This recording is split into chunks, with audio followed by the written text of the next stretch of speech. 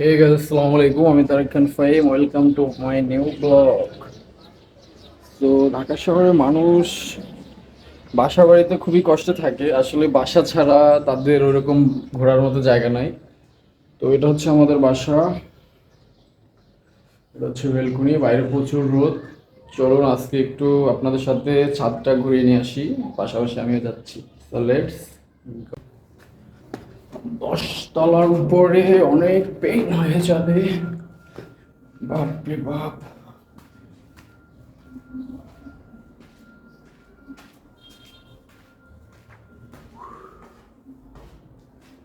কয়তলায় আসছি নিজেও জানি না। ঘুরতে থাকি, দেখি কখন পৌঁছানো যাও পরে।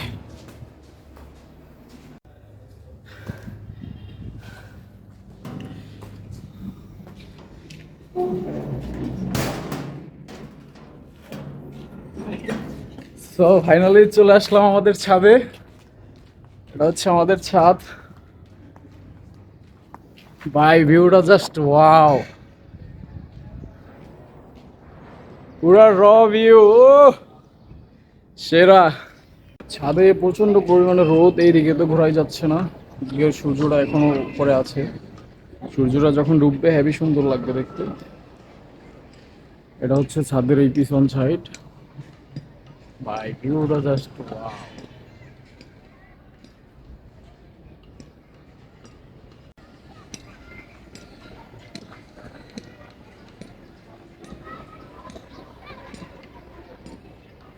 এই যে ছাদের ভিতর কিছু গাছ লাগানো হয়েছে। বাসাটা এখন পর্যন্ত পুরাই নতুন, তো এই জন্য ছাদটা পুরাই ফাঁকা।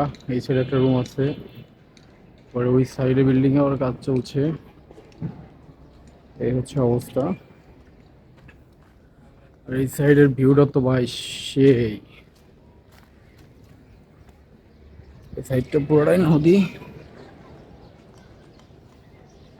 নদীর উপরে বসে ভাই, just amazing view. Wow. Sea of Dhaka. ঢাকার মানুষ এভাবেই ছাদে বসে ভিউ উপভোগ করে। কিছু করার নেই ভাই, এটাই ঢাকা।